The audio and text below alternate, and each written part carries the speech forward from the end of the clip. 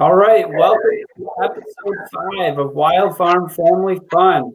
On this show, we talk about everything farm, everything family, everything food, and most importantly, lots of fun. And so tonight's guest, we have an exciting guest from a berry farm down in Mississippi. So I'll have a chance to have him share his story with you guys, everything about berry farming. We'll dive into things like blackberries and health-related benefits of blackberries. Some innovative things that our guest has done in the berry space, and we have some exciting news to share with you that Nick's going to do as well tonight to end the show. Something to do with preparing in the kitchen with your kids. And so I will kick it over to Nick to share a little bit about what he's going to end the show with, and then we will introduce our guest for the night. Yeah, good evening. Happy Tuesday, Robert. So grateful and so excited to have you on the show. Troy was telling me so many amazing things about you and your genius in berry farming. So I'm super excited to drop in. And so tonight, after Robert gets done sharing his beautiful wisdom with us, we're going to do a little holiday family fun recipe that you can obviously consume for yourself, but it also could be something that you package and give away as a Christmas gift. And I really think it would go really well with Robert's berries. So I'm going to turn it over to Robert and Troy for now. I'm really excited to drop in just a little bit. So thank you so much, Troy. And Robert, how are you tonight, brother? What is present for you? Everything's going good. I'm kind of cool today. I had foot surgery a couple weeks ago and had a checkup this morning. Then after got out of the doctor's office, went straight to work, back up a ladder again. I've got a hole about the size of a nickel and 3/8 of an inch deep in my foot, and I'm still climbing ladders. So. Wow, Robert, that is some determination, brother. So thank you. I'm sorry that you're having foot issues, but it does not seem to get in the way of your passion, which is amazing. So it doesn't. Where are you from? You're in Mississippi, is that what I heard? Yes, I'm about 30 miles northwest of Tupelo. Okay, awesome. And so, yeah, go ahead, Troy, please. Yeah. So first, I just wanted to mention that I was fortunate enough to connect with Robert a few weeks ago, where we had a good hour conversation. I got to learn about his farm, a lot of innovative things that he does on his farm, which I thought were fascinating. That I think a lot of our viewers and listeners would learn a lot from. I know I did. I couldn't wait to actually share it at the kitchen table with my kids. And so I really enjoyed it, and I know you guys will too. So whether you are into farming, you grow berry plants in your backyard or on a farm, or whether you just enjoy food and blackberries in general, I think you guys are going to get a lot of good stuff out of Robert today. So with that said, Robert, tell us about your story into becoming a berry farmer. Well, I call my farm, the name of it is Hayes Berry Farms, but I call it the accidental farm. I had no intentions of farming when I got started raising blackberries. My mother knew that I loved blackberries, and she bought me 6 plants back in 1999. And just for my personal use, and in 1920, not 1920. I'm still out of it a little bit. Following year, I had about 4 or 5 gallons of blackberries, and one of my neighbors saw me picking the berries and asked for some. So I gave him some berries, and he liked them. I decided to plant a few plants to have enough berries for him and my family. And then in the following few months, some of my coworkers and some of his family members saw the berries, and I planted a few more plants, and it just kept expanding from there. And in 2004, I was spending 15, 20 hours a week taking care of berry plants to give berries away.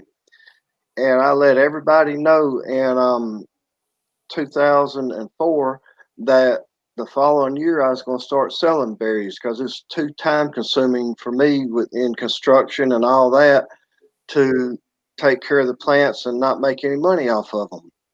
Well, to this day, every person that I gave blackberries to in the first years, not the first one has ever bought the first pint of berries from me. Wow. They've asked several times if I had any to spare, but they never had, hoping I would give them some more berries, but they never have bought any. And I went from 6 plants to 10 to 15 to 25 plants to 50 to 150 plants to 300 plants on up to 1,000. So just about every year I was pretty much doubling the number of plants that had in the ground. And as of 2016, I had 13,600 plants planted. Wow. And in a total of, if I had all my trellises stretched out end to end, I have 9 miles of trellised blackberries. Wow. So that's no small undertaking as far as taking care of the plants, pruning them, keeping them watered, mulched, picking the berries. In summertime, I have quite a few people out there picking, and I've had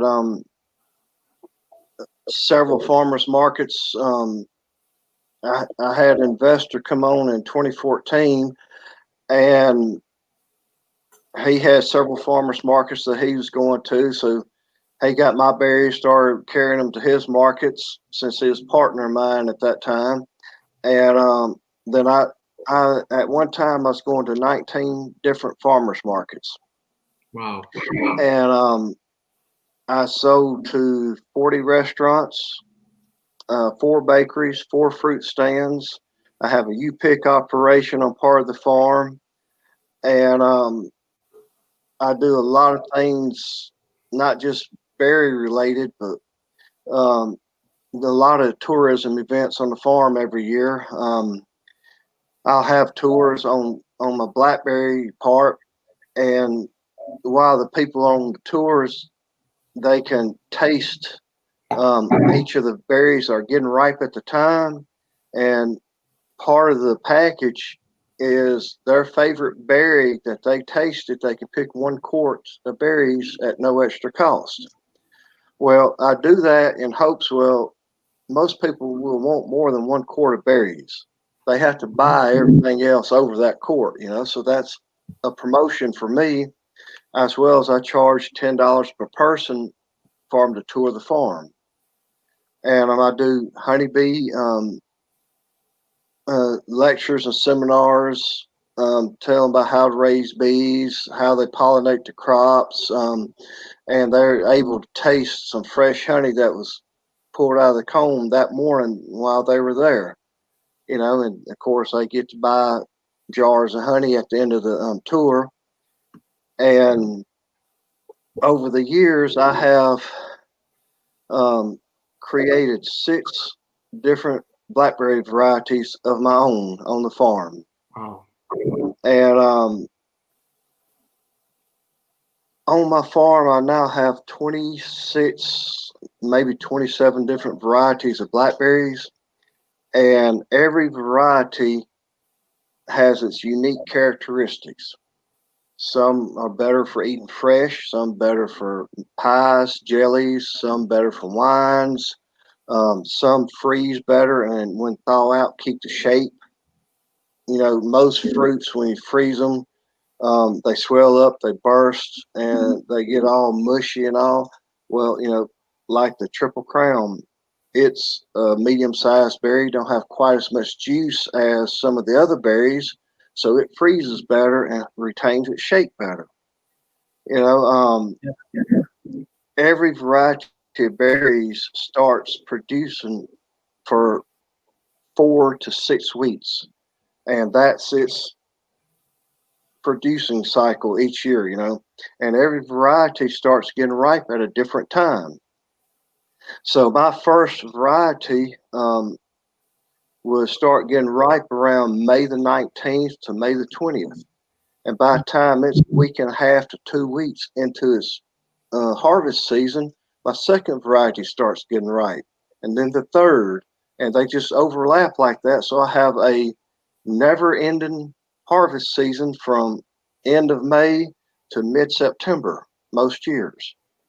And most growers will only have one or two varieties, and 6 to 8 weeks, their season's over. Well, I have 5 to 6 months growing, several years. My longest growing season was in 2009. I picked my first berry on May the 19th. I picked my last berries on Thanksgiving Day. Wow. That's 6 months and 1 week of picking berries. I swore when I got through, I never want to see another blackberry in my life. Now, the next spring, I was ready for the berries come on again, but I was so sick of blackberries in 2009 that I never wanted to see another. So you mentioned in there, I think you said 26 varieties you got up to. Is that what I'm trying to remember? So can you tell a little bit about the different types of varieties? Because I think for most people, and I think this is what came up in our conversation too, is most people think of a blackberry as a blackberry, right? They don't know that the texture is different for jams, for frozen, to put on a salad. And so tell us some of those 26 varieties so people can get an idea of what that looks like. Okay. The Apache is a medium-large berry, medium to large berry. It gets ripe. I got a list here too, so I make sure I keep everything straight. It starts getting ripe in mid-June on my farm, and it will have 10.7% sugar. So it's a fairly sweet berry. It's, like I said, large berry. The Arapaho is 10.7%, but it's a medium berry, and it starts getting ripe late May. It's the first variety that I have to get ripe. Yeah. And then the Navajo is a smaller berry, 11.4% sugar content, and it starts getting ripe around the first week of June. Natchez variety is a very large berry. It's semi-sweet, 9.5% sugar, and it starts getting ripe about 4 days after my Arapaho, which is the earliest variety. And then I have other varieties like Ouachita, starts getting ripe in mid-June. The Triple Crown starts getting ripe first week of August. Black Satin is mid-July. And then I have the Ouachita, the Snowbank, which is a solid white blackberry. I have the Osage, which is a large berry. It's the second sweetest variety on the market. The sweetest variety is called Sweetie Pie, but it's not a good marketable berry. It has a good flavor. It's super sweet, but it's too soft to package, transport, and sell. One of the Sweetie Pie has 12% sugar. I have created one variety of blackberry on my farm that's 12.4% sugar. It's even sweeter than the Sweetie Pie. And I've done applied for trademark names to all my berries, and every one of them has summer as the first word. Summer delight, summer sensation, summer thrill, on and on. So that's one of my trademark things I'm doing my berries. Is like University of Arkansas, all of their berries are named after Indian tribes. I'm going to have the word summer in every one of my varieties. Very cool. Just So when somebody sees, when I start selling the plants, and somebody sees summer this, summer, hey, that comes from Hayes Berry Farms. Nice. You know, so Yeah, that, I know you and I talked about this too. So to get into like berry farming, I know you had mentioned like knowing these things is important, right? Because you want to know what you're growing and what you're growing it for. Like, are you going to grow it exactly. for selling it in different markets, frozen, jams? And then from a consumer's perspective, you kind of care about which blackberries you're buying if you're doing some homemade jamming and everything at home. And so I wanted to bring those things up because I know that was fascinating to me to get to know all the different varieties that you can learn, not only to grow, but to consume. Exactly. You know, some berries, like I mentioned a few minutes ago, better for freezing, which is Triple Crown. Triple Crown is if somebody has only one variety that they're going to grow. Triple Crown is what I would recommend most of the time. It's not the sweetest, it's not the most tart, but it's overall good at pretty much everything. It's the best at freezing, which a lot of people like to freeze berries for later use, you know. But if they're going to make wines, I would say the Kawa, or if they're in the northwest part of the country, something like the Columbia Giant, which is a huge berry. Lots of juice. It makes great jellies, great wines. Of course, whenever you want to make wines or jellies, you want berries that have the most juice. Now, another thing, one of the products I'm talking to a bottler right now to make the bottle pure blackberry juice from my farm. There are you can buy blackberry juice mixes in some stores now, but it's predominantly pear juice or apple juice with enough blackberry to give it the flavor. Well, I want a pure blackberry juice to bottle and to sell. And I'm talking to a bottler right now in Atlanta, Georgia, to start bottling the juice for me. I'm going to send him the berries. He's going to juice the berries, bottle the juice, and send me the seeds back. I have several uses for the seeds, not just for my blackberry flavored chapstick that I make. I use the oil from the blackberry seed as a natural sunscreen. Well, the oil from blackberry seeds are used in a lot of cosmetics for women. I'm talking to a couple cosmetic companies that are thinking about buying the seeds from me because the oil from the blackberry seeds will tighten up the wrinkles around the lady's eyes, you know, and give them a smoother face. And you know, some of the highest priced cosmetics has the oil from blackberry seeds in it. Wow. So I'm exploring that market.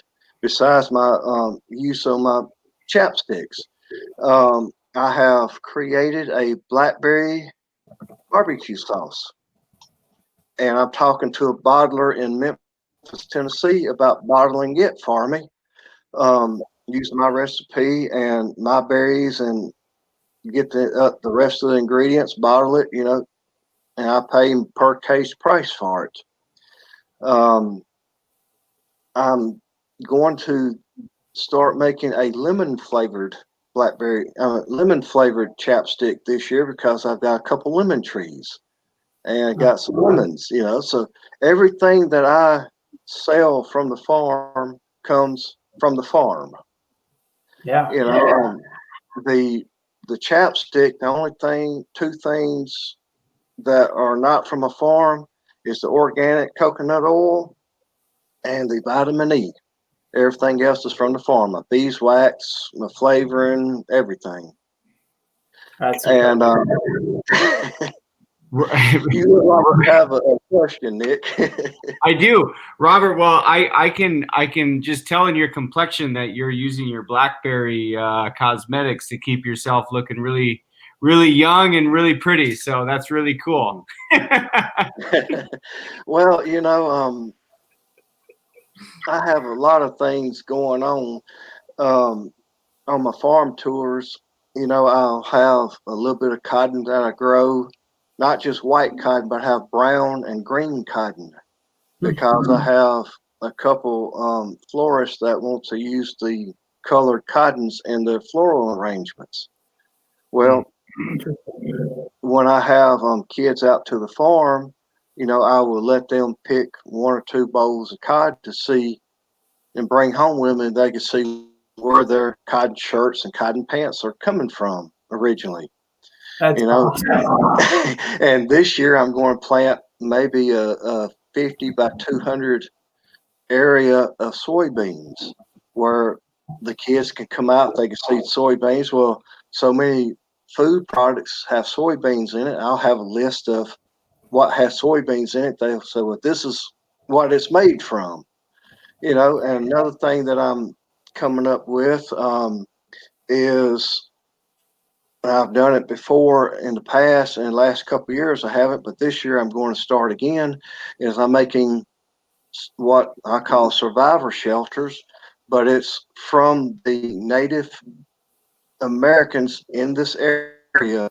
The summer shelters, the winter shelters. I'm not talking about teepees. I'm talking about stick and leaf and mud shelters that they actually used in this area. So, and I'm going to do it to the size that they made them, where the family of 4, 5, 6 can get in and they can see how it was with the hole in the center for the smoke, how the underneath the wood slats, there's going to be an X-shaped tunnel going to the center where the fire is, where the air can be pulled from the outside under the wood to the fire to make it draw.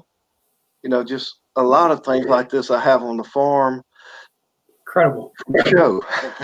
No, that is fascinating. I mean, think of all the things that kids can learn. I mean, we just learned about 26 varieties of berries, but let alone about where cotton comes from, the soy, what products might have soy in it, how soy is grown, all the way to Native American shelters. That's incredible. And I that hit home for me because I have a Native American background actually with my family, and so I love that that you mentioned that. That is Well, such a I'm 3/8 Indian myself. My wife is 1/8 Indian. yeah. And I've got tons of arrowheads, and I've got a pipe, carved Indian pipe, that has a wolf head on the pipe. I've got all types of stuff. A lot of it I inherited, a lot of it I collected, some of it I bought.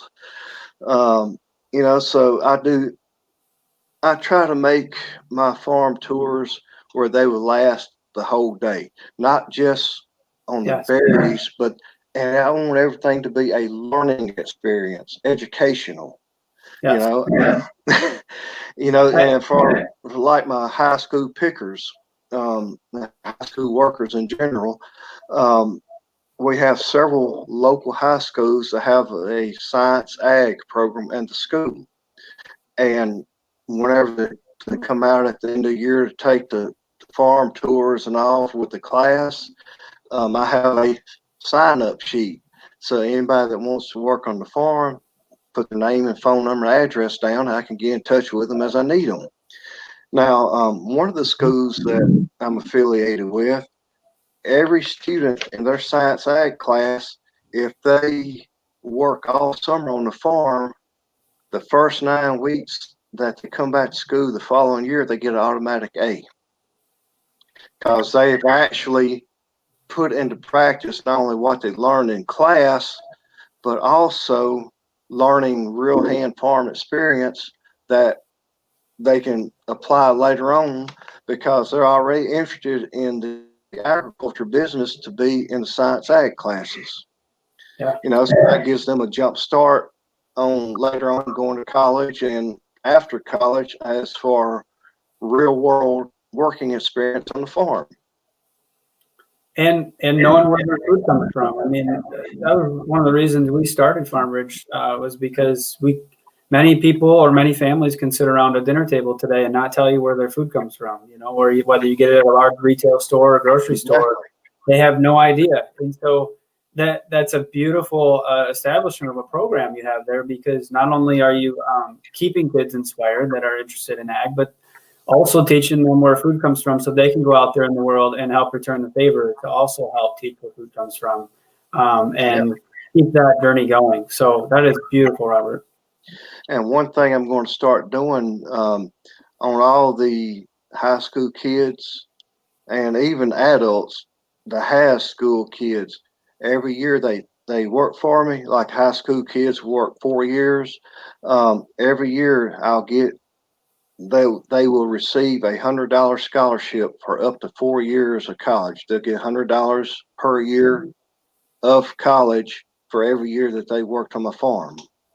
Oh, that's so generous. So that's besides their pay. That's a bonus, so they could spend it for books, for food. I don't care. That they will get up to $400 a year for 4 years while they're in college. Wow, Incredible. So. Robert, I have one question for you that I'm itching to ask. And Yes. What has berry farming taught you about life? You don't get a vacation.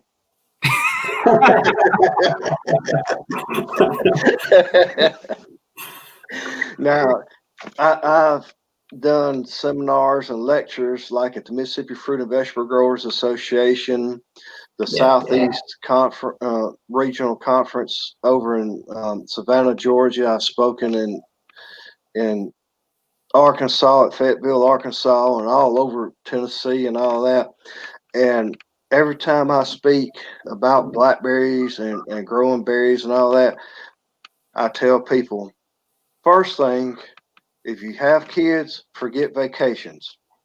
You won't get them because you're harvesting berries during summer when vacation time, And if you take your vacations in the winter, go snow skiing, well, you still got your vacations, Christmas and Thanksgiving. But if you're expecting summer vacations, you won't take them, And there's a couple years that I have taken vacations during the summer. And what I do, have either you have heard of the Society of St. Andrew? It's a gleaning organization. The Society of St. Andrew, normally what they do is at the end of the season, a lot of farmers will donate the rest of the crops to them. They come harvest them, and then they donate everything they harvest to homeless shelters, to food banks, to church soup kitchens and things like that. Well, a couple of times when I got burnt out and all, and we took a vacation. One time, my family went to Europe, to Belgium and France, to see some exchange students that she used to live with us for a semester or two. And I would get the Society of St. Andrew to come harvest the berries every day I was gone, so they wouldn't ruin on the vines, and people still get benefits from them. And then usually the last week or 2 weeks of August, I'll have them come in and harvest everything for a week. And everything is donated. I'm not doing it for the glory. I'm not doing it for, having people think, well, I'm doing good and all that, because all that's donated anonymously, even though the pickers know where it comes from. Where they donate it, have no idea where the berries come from, And like I mentioned to you, Troy, that every law enforcement officer, whether it's a state trooper, deputy sheriff, city cop, FBI, if you have a badge, you come to my farm, everything that I sell is half price. Yeah. That shows my support to them. Now, firefighters, same thing. First responders. That's one way I can show my support that doesn't really cost me financially, um, other than lost sales on a few gallons of berries here and there. But you know, I promote my farm in a lot of ways.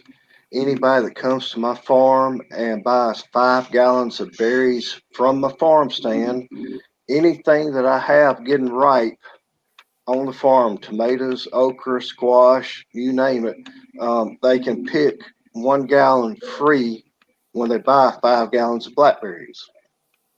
I Yes. do that as a sales promotion, you know, including blueberries.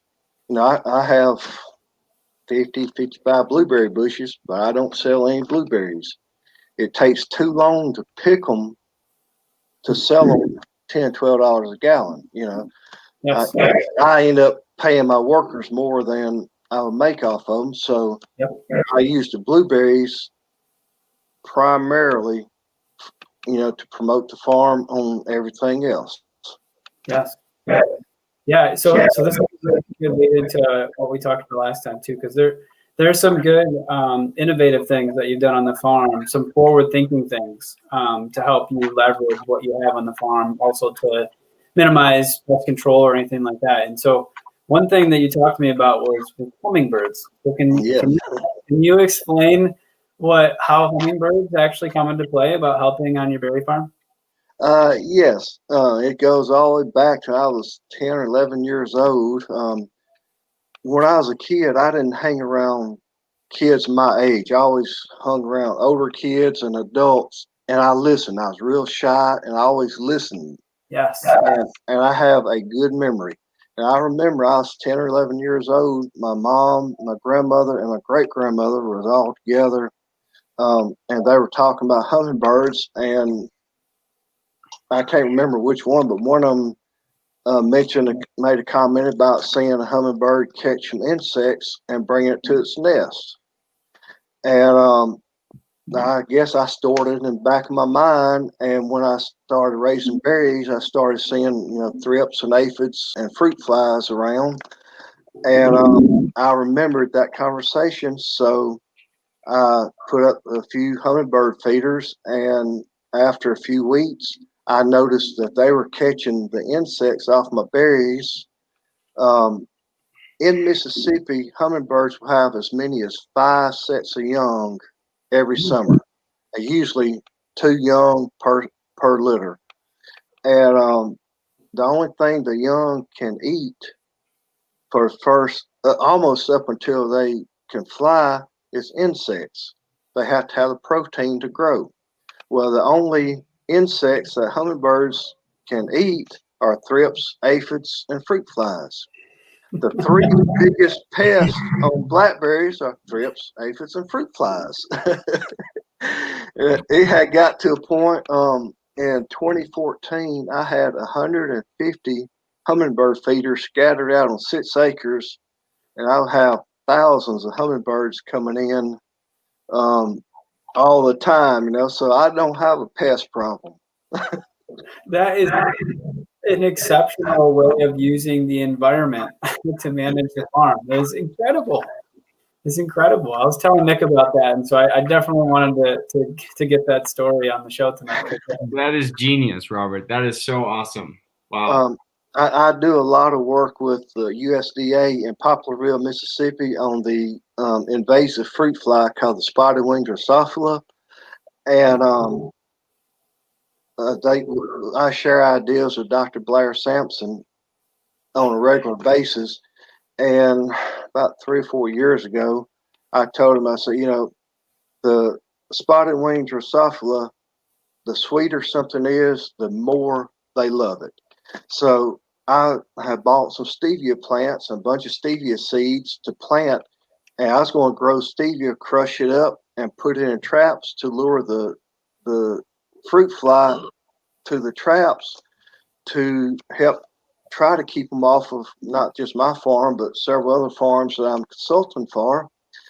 And the day that I called him, he said, Robert, believe it or not, I just read an article from Plus One, which is a agriculture research thing from Switzerland. There was a teenager over there that did a study on fruit flies and stevia plants. And come to find out, the sweetener that's in the stevia plant, the erythritol, makes the spiderwing Drosophila sterile for about 7 days. Well, they only live for 2 weeks. And if you can, at the beginning of the season, make the first few females that come in sterile, you won't have a problem with the spiderwing Drosophila. Just every week, every 2 weeks, spray the erythritol on your plants, and they go to it, eat it, and they're sterile. But I hadn't thought about and hadn't done the research on what it would do to the fruit flies. But my thinking was trying to lure them away from my plants. Well, when he told me that, I did research on my farm, and they did research down on their plots in South Mississippi, and saw the same results.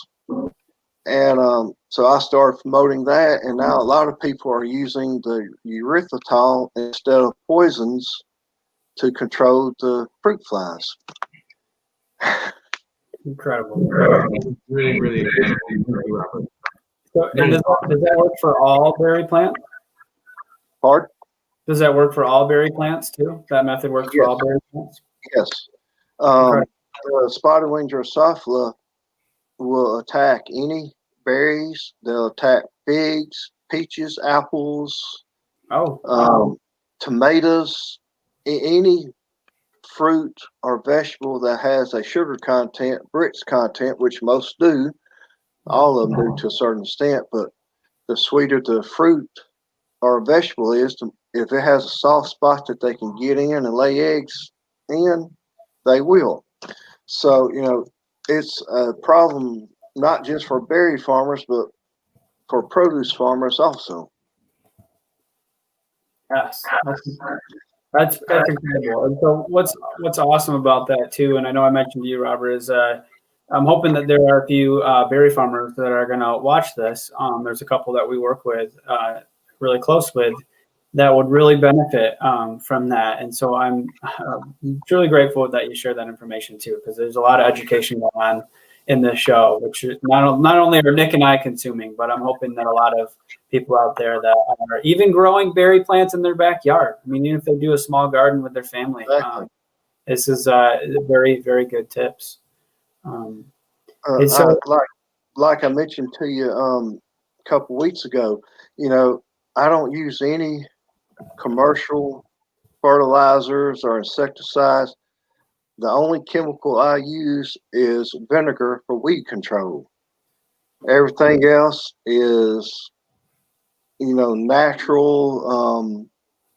Even though organic chemicals are supposedly natural, a lot of organic chemicals are more toxic to humans when applied than conventional chemicals are. So, like, can you share a little bit more about that? Pardon? Can you share a little bit more about that? For example, the oil from the pawpaw tree is the most effective organic insecticide there is.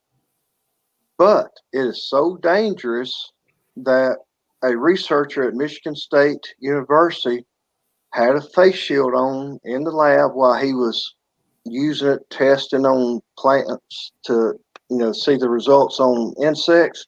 Just the fumes of the oil, essential oil, got in the air, got around his face shield, and he went blind. So like I said, just because it's organic doesn't mean it's safe. That is fascinating. I love that. Okay, so you said a pawpaw tree, right? Which is a fruit that kind of tastes like a banana, right? I mean, I know a little bit about pawpaws, but so and I've got 20, 25 pawpaw trees about 2 or 3 feet tall on my farm. And I'm not so much interested in raising the fruit. I'm wanting the trees for other things, for not to extract the oil so much for the insects. But I've got a breeding program in mind for trying to create one or two more pawpaw varieties. So I'm always doing research. Besides the 6 varieties of blackberries, I think I mentioned to you I've created 3 muscadine varieties.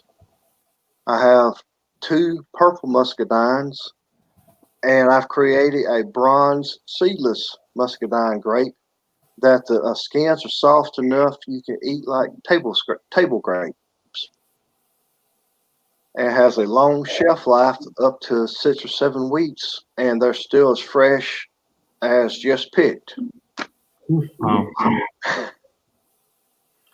Very neat. I'm so fascinated about the pawpaw.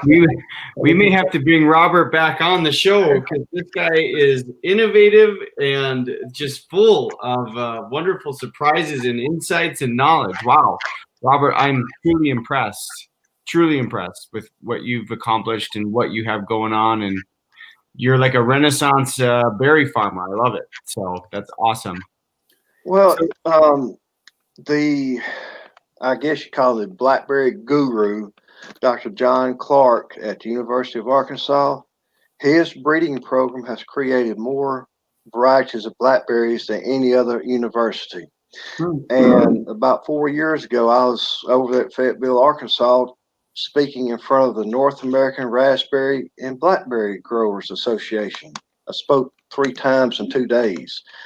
And the last time I spoke on the second day, Dr. Clark was up on the front row. And I made a comment. I said, I want to know everything there is to know about growing blackberries. I said, I want to know soil sciences. I want to know everything with plant diseases, viruses, insects. I said, I don't want necessarily everybody to call me if they have a problem, but if they can't find anybody else to answer the questions, I want my name to be one of the ones that they think of.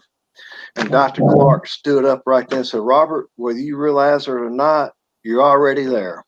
That's the biggest compliment I've ever had. A PhD telling me this, Well, I mean, we can all tell, Robert, how much time that you put into researching and the care that you put on your farm. I mean, the amount of knowledge that you're able to talk at length, not only about the berry itself, but all the different aspects of farming, education, kids. I mean, it's incredible. And so for the last few thoughts here, I know that you share some recipes on your site about that you can use with berries. And then I also saw some pretty interesting facts on there about health related things. And so do you mind touching real quick on some health benefits related to blackberries, and then maybe a few favorite family recipes, and we can point people to your website? Okay. First off, the recipes. My 2 favorite is blackberry dumplings and blackberry cobblers. That's my 2 favorite recipes to cook. But I have a recipe for blackberry cake, jams, pies, jellies. I'm not going to give them a recipe for my blackberry barbecue sauce. I won't do that.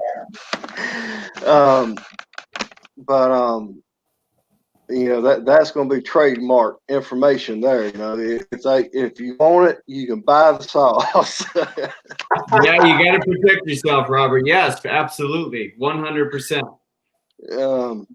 But as far as some of the health benefits, blackberries will actually help fight and alleviate several types of cancer. It helps with curing macular degeneration. Blackberries, like I said earlier about you can even eating the berries, and don't have to use just the oil or the seeds, but eating berries will help you prevent sunburn. Let me see, I got a short list wrote down here that I come in. They will repair oxidative stress, which is linked to cancers and heart disease and Alzheimer's and Parkinson's disease. You know, just eating a cup of blackberries a day has all these benefits in it. And for a lot more health benefits, just look up HaysberryFarms.com on the internet, and I have a whole page dedicated to just health benefits. And I got one page for recipes, and I got a page telling how I got started growing the farm with the 6 plants and all. And one thing I did not touch on tonight was most experts will tell you to fertilize your blackberry plants twice a year. You know, when they first start leafing out, then when the berries start getting ripe, fertilize again. They also tell you to prune the plants where they're about 48 to 52 inches tall, and then the side branches, cut them back about 2 feet. Well, anybody that remembers biology class remembers that the leaves are your energy factories of your plant. If you prune the plants back, you're cutting the energy production part of the plant, which means less berries in the long run. Not only that, no matter how long your blackberry cane is, everywhere that there's a leaf stem that shoots up 3 or 4 leaves, at the base of that leaf stem will be a bloom stem that shoots up. Will have anywhere from 6 to 15 to 20 blackberries on each little stem. So when you prune your plants back, you're cutting hundreds and hundreds of berries off of your production the following year. Most growers, with the varieties that I grow, most growers only get 2 to 2.5 gallons of berries per plant because they prune, they fertilize, and all that. I don't fertilize. The only nutrients my plants gets are the leaves that I put in for mulch every year.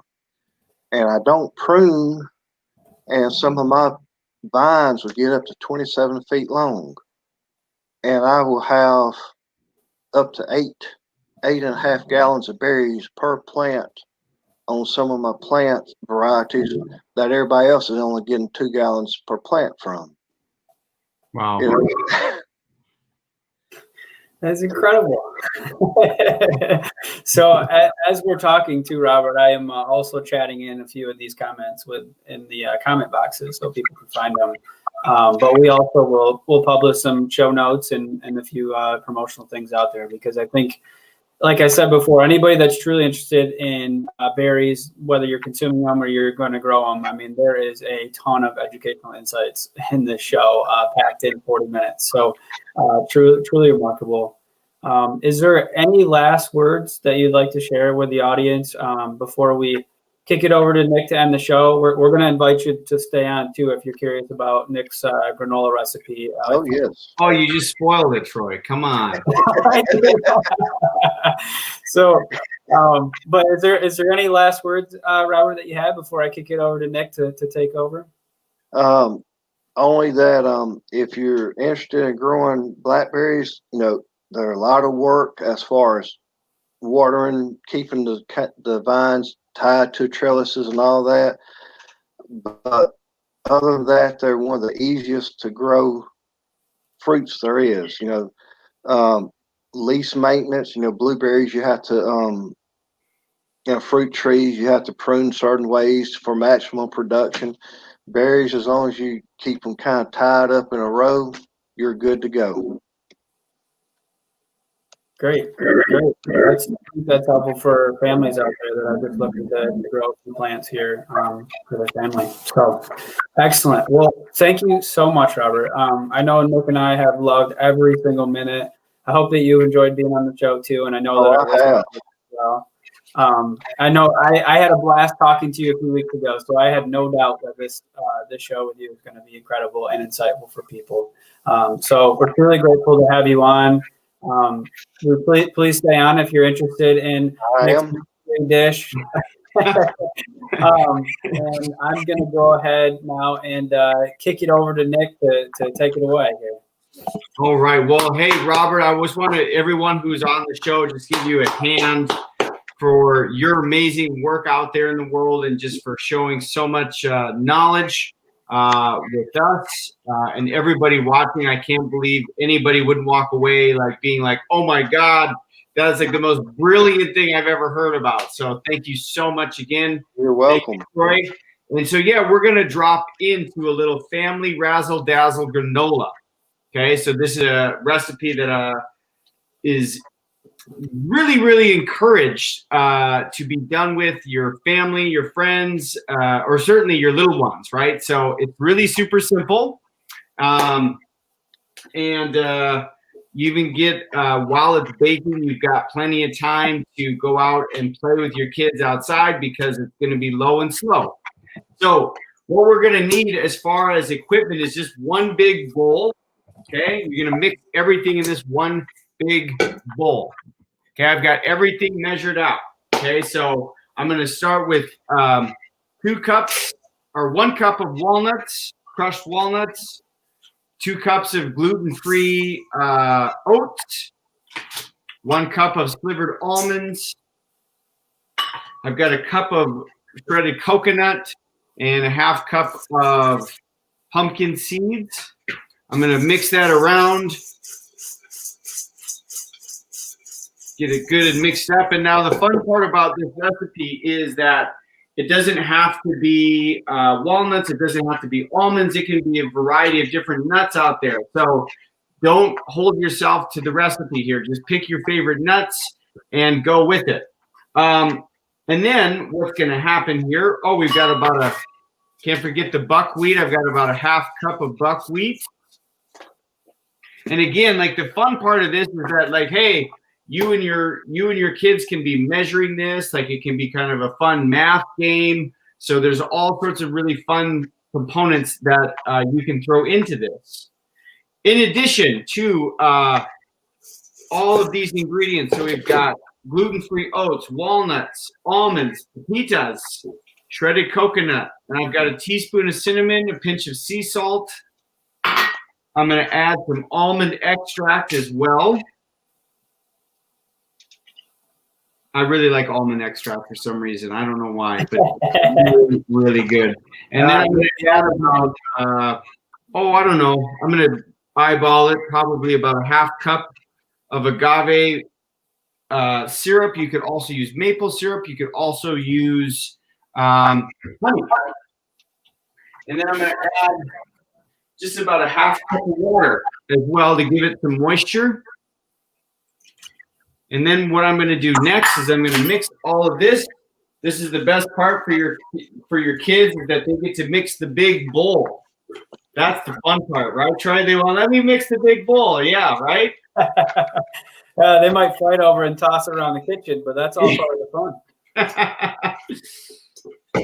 Well, it is still adult supervised granola, right? So you can't just give this to your kids and be like, okay, kids, here you go. So I'm going to get that nice and mixed up really well here so you can kind of see.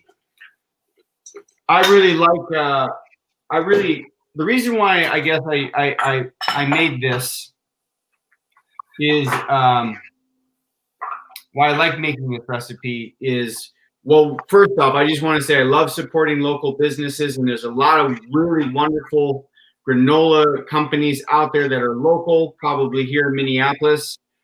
But sometimes I'm like, wow, like that's really expensive for granola, and I can actually make this for less.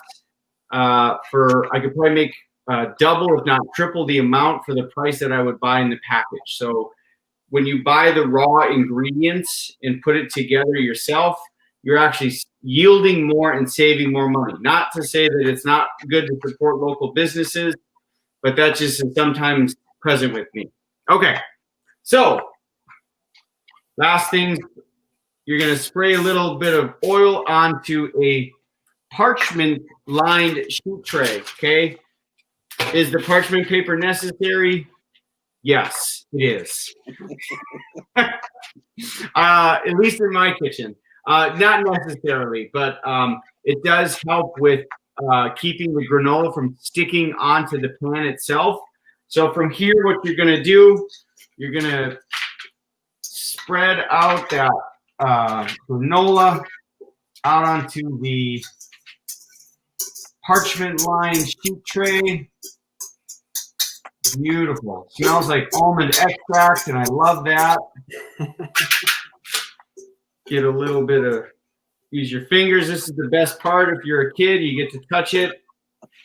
All right. So, and then you're just going to spread it out in a nice even layer.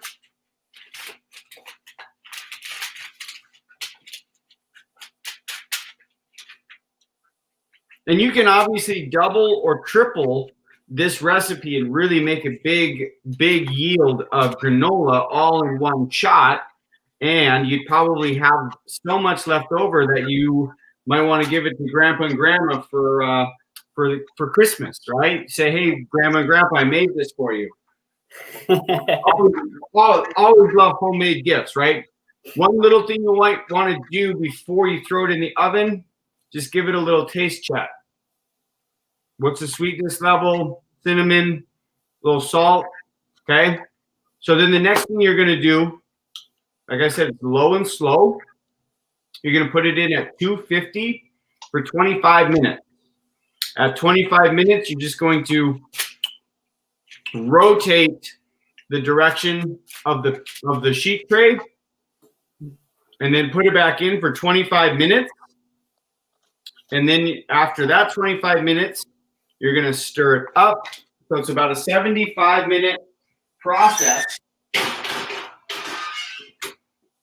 But the reason why you want to go low and slow is that you don't want to burn it. And you want to make it nice and like crumbly. So this one has been done for 75 minutes. And you can tell like it's nice and crumbly. And it's really nice and golden brown. And so when you cook low and slow granola, you're not going to have this uneven heat distribution where it's burned on one side or burned on the edges and soft and uncooked in the middle. So there's 3 rounds of 25 minutes of baking the granola where you rotate the pan, mix it up, rotate the pan, mix it up. After about 75 minutes, you're good to go. Let it cool. Give it a little taste check. And then if you've got a gallon, I would put a gallon of Robert's beautiful blackberries on this. I would say you serve it with, whatever your milk preference is, yogurt, berries, dried fruit, things like that. So you mix all those things in at the very end. This is just your base. This is just base camp for your creative culinary creation of your own family razzle dazzle granola. So I will put the recipe up in the show notes. Do we have any questions about the super simple razzle dazzle family fun granola? No questions coming in for me, Nick, or not on the show at least. Good. That was actually awesome, very fun too. So I've got a comment. You can get several companies are doing it. Several farms are doing it, and I'm thinking about it myself on blackberries. You can dry berries, blueberries and blackberries into a powder and sprinkle the berry powder on it. Wow. there you go. There you go. That could be something. We could come up with something really creative there, Robert. What do you think about that? Yeah. Then you could sprinkle the blueberry, blackberry, raspberry powder on it, and wouldn't have to worry about the berries going bad. Just mix it in once the granola's done and put it in your jars and eat it as wanted. Wow. I would love that. That would be amazing. Yeah. Spoiler alert. Spoiler alert. New ideas are coming down the pipeline right here. This is amazing. This is why we did the show right here. So. I can if you'll email me your address, I've got a couple pints of blueberry powder. I'll send you a small jar of it to experiment with. I would love that. That'd be so fun. And then I'm gonna make a granola with packets of powdered berries in there with your berries. Sounds good. Awesome. So like I said, Troy can email me your address, and I'll send you that jar. And If I'm ever in Mississippi, I'm bringing my ice cream pail. I'm gonna tie it around my belt. I'm gonna come pick some berries. Okay. All right. Well, cool. Well, thank you, Nick. And you said that he's gonna send me the recipe, so we'll make sure that we add that to the show notes. Nick also prepares a lot of other recipes on his site. So wildjoy.com if you're ever curious on what Nick's got going on and some other things. Of course, we will have Nick live on this show doing some things for you always because we got him. But if you're ever curious to learn more, he's out there with his site. But with that, I'll go ahead and close this out for the night. So again, for everybody out there that's watching us live or that will watch this show in the future, we really appreciate your support and interest in the show. This show talks about everything family, everything food, everything fun, and most importantly, bringing all those things together and talking about local food in the community and community health. And so we talk a number of those things within this episode, truly impactful, insightful information. And we hope that you enjoy this episode and future episodes to come as we air the show every Tuesday night at 8:30 p.m. Eastern Standard Time. So thank you again, Robert Hayes, for joining us from Hayes Berry Farm down in Mississippi. And thank you, Nick, for the awesome granola. And good night, everybody, and have a great week. You too. Good night, everybody. Thank you again, Robert. You're welcome. I enjoyed it. Me too.